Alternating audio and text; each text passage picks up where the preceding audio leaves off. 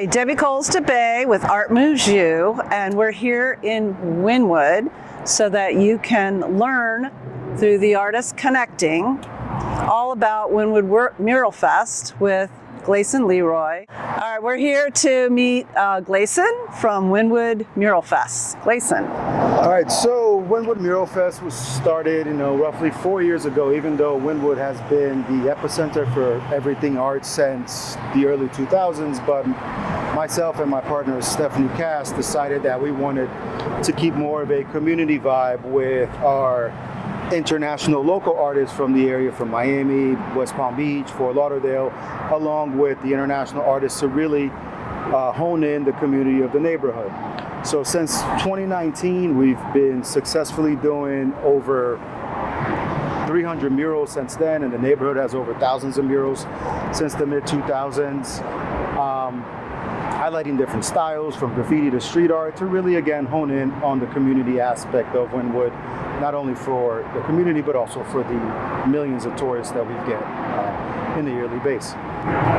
So one of the things I wanted to share with everybody is that you are like the workaholic behind all of this. Right. And you've really done so much to help coordinate and connect artists to the Wynwood Mural Fest. So how many artists do you have that are doing this project with you? All right, so just this past year, we did 35 murals, give or take, with over 80 artists, I think 88 total, but we had a couple come in late, so I don't know the exact number, but well over 80.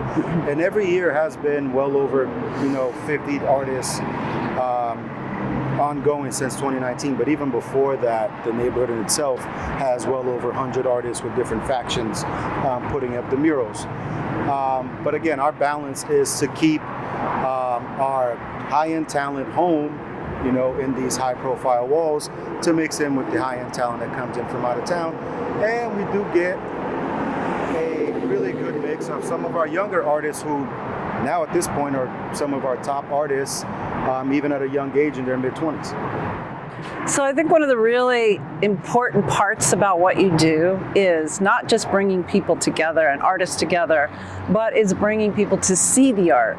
And that's kind of what we've been working on, is to try to get more people down here to understand what it is that you're doing and the impact of what it has on this community. The Wynwood area was very different many years ago, right. And now it's just beautiful with not just murals, but it's so many corporations are coming in. So talk a little bit about that. Like, how many square miles are we looking at? Give them a sense of what's going on as far as that goes. So in the art area, we're looking at, give or take around 12 square miles, well over 100,000 square feet worth of murals. And like Debbie said, our goal is twofold: to highlight the artists and then to have this tour aspect that we have with the Wynwood Buggies, the longest running company here, running tours, to really highlight the aspect from the art world, from our now thriving restaurants in the area, and all the new architecture and the business that are coming in. So we go heavily deep on the history.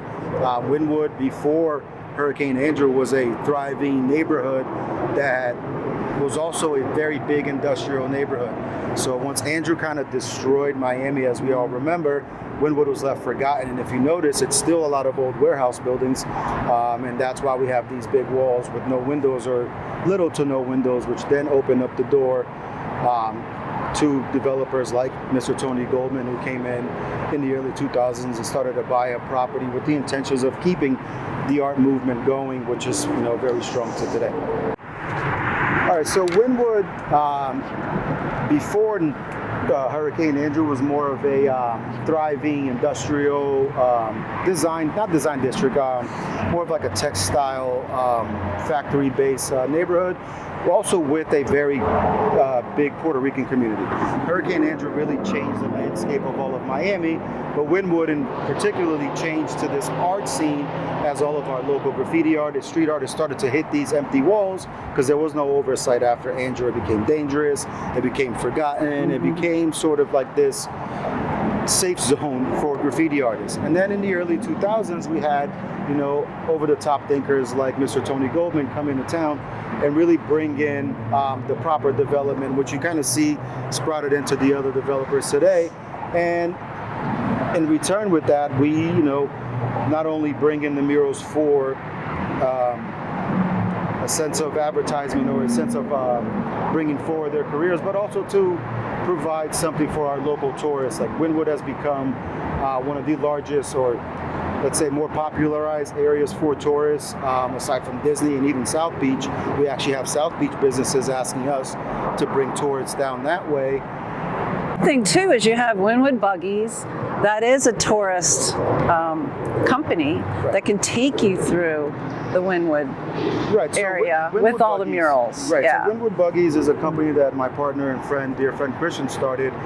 The first tour company in Wynwood that really kind of kicked off this idea of giving tours so people can learn about the history of the neighborhood, learn about the art and the artists that are forever changing on these walls. And again, really gives us this vibrant experience when you come down to Wynwood. So you don't just have to walk around. We can actually take you on golf carts to really see the potential and all the history there. Well, one of the other thing I think that you did that I was like so happy about, because it makes it really easy for my job to do PR, is that you put together different segments of areas with the artists and the murals that you have in that area. So if you were coming down on your own even and just want to drive through or walk through, you can certainly get a sense of where to go and what you're seeing. Correct, yeah. So with social media and all these kinds of things that we have to do, putting together a soft version of the map like we did for the last couple of years does really help the guests. I've had plenty of people call me and I literally direct them to our Instagram page and they can go through if they want to walk around or if they want to get in the cart with us.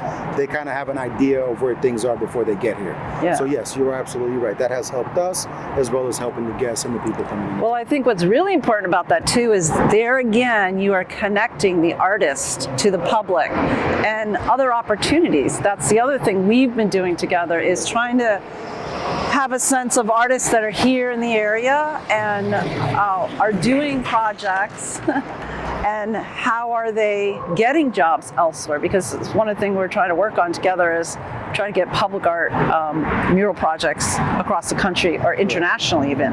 Yeah, so this becomes a bit of like Wynwood has been blessed in a sense to be a stepping stone or a step forward for the artists. Everybody comes here and gives us their best, so then they go out either through my company or other curating companies to really highlight their work here to then proceed those jobs. So if you look at a lot of call for artists and a lot of job applications and mural applications, they'll literally use their Wynwood murals as part as an example of their work.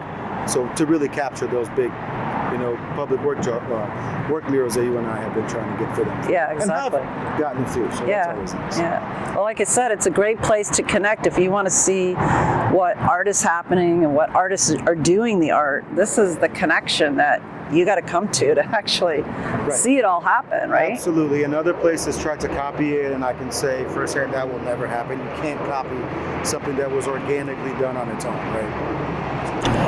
So I think it'll be really exciting if you take a tour, because you're the tour master.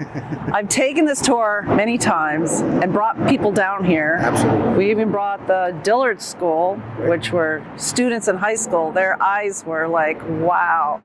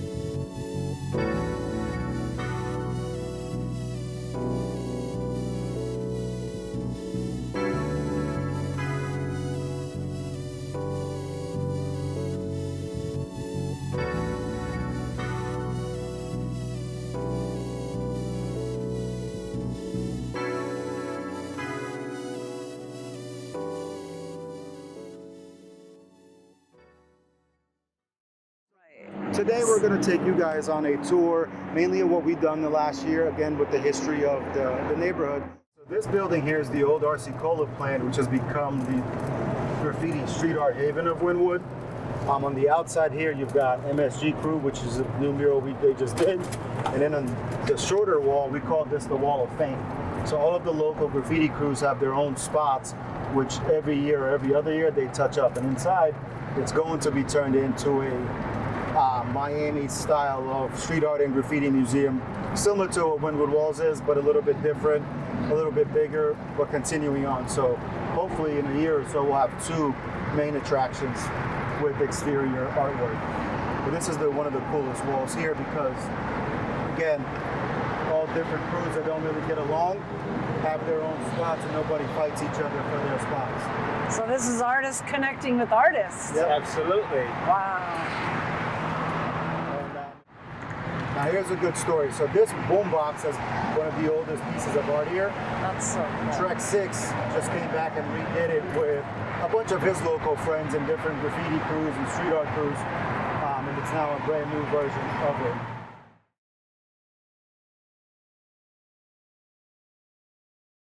The selection process for Wynwood Mural Fest in particular has been invitation only. We do get every day a message or two on social media or an email or two of artists from all over the world wanting to be here. And sometimes those artists make it in, but we've been blessed to be in a place like Wynwood where we're still inviting artists. Now, to be more inclusive as we're growing and becoming somewhat of a bigger name, we will start adding, calls to have one or two artists that didn't think they could be here and then really jury out those calls. But again, for most part, it's an invitation selection process between me, my partner Stephanie, and our team. So this is one up here. These guys come into town and they do a lot of illegal graffiti all over the world. They're based out of Germany, but they have members from literally every country.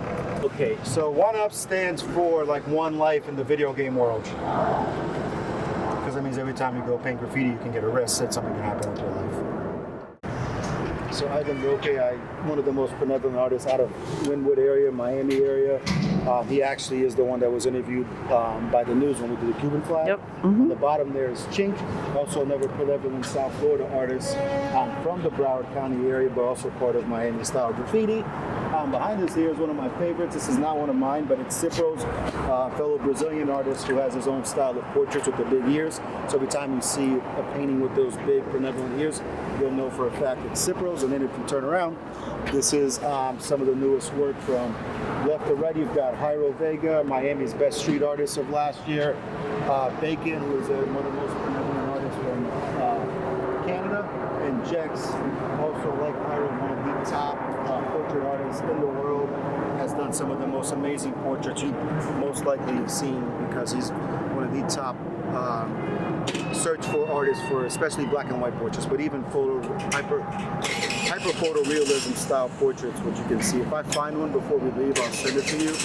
But aside from that, I'll send you a couple of videos.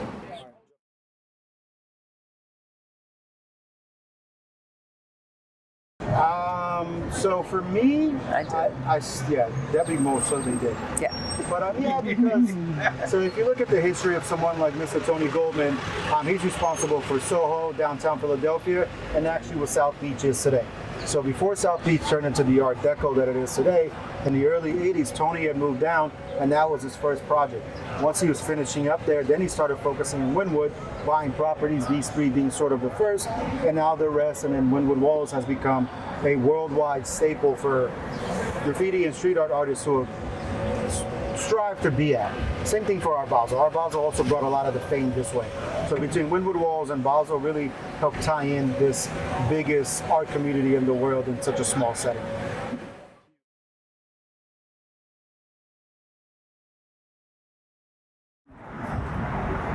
My art career started in a little bit of a funky way. I went back to school in the early 2000s to be a graphic designer, and working with graphic design and being around a lot of artists down here in Miami, one thing kind of led to the other where I just sort of fell into curating by doing a favor or two for a friend. Then we did an art show, and here we are 6 years later. We actually have most of the walls in Wynwood. But again, through hard work and relationships with not only the artists, but the developers and the property owners and the stakeholders in the area so that we have the most benevolent spots for the artists. All right, so as we grow, the festival, keep our inclusive mentality and really own in on the community, we see the neighborhood growing as you see the new buildings, and a lot of the new buildings do have large-scale murals, but we do hope to keep some of the smaller walls so that we can keep including everybody from your most famous artists to your young up-and-coming local artists, so that this neighborhood doesn't change into something that completely loses its value and we lose our tourist crowd and we lose our tour business and things like that. So it's more of a hope that it stays in the same way, and from the looks of it, it's sort of staying that way. We would like to have more space. As I was telling you before, we lost quite a bit of walls. We did 72 murals the year before. This year we did only 35. But again, it's growing into something a little bit more gentrified, but so far it's been okay. All right, so what art means to me in particular is something that stems conversation. It's supposed to stimulate conversation, whether a person likes the art or doesn't like the art. As long as they're talking about it, I think art really strives that thought process in a person. So I enjoy a lot of colors, obviously a lot of funky, psychedelic and weird stuff, but there's some stuff that are very simple that I also enjoy. And then there's some art that I look at it, I don't really favor it per se, but I'll talk about it because it is interesting. So as long as it's stimulating conversation, to me, that's what art means.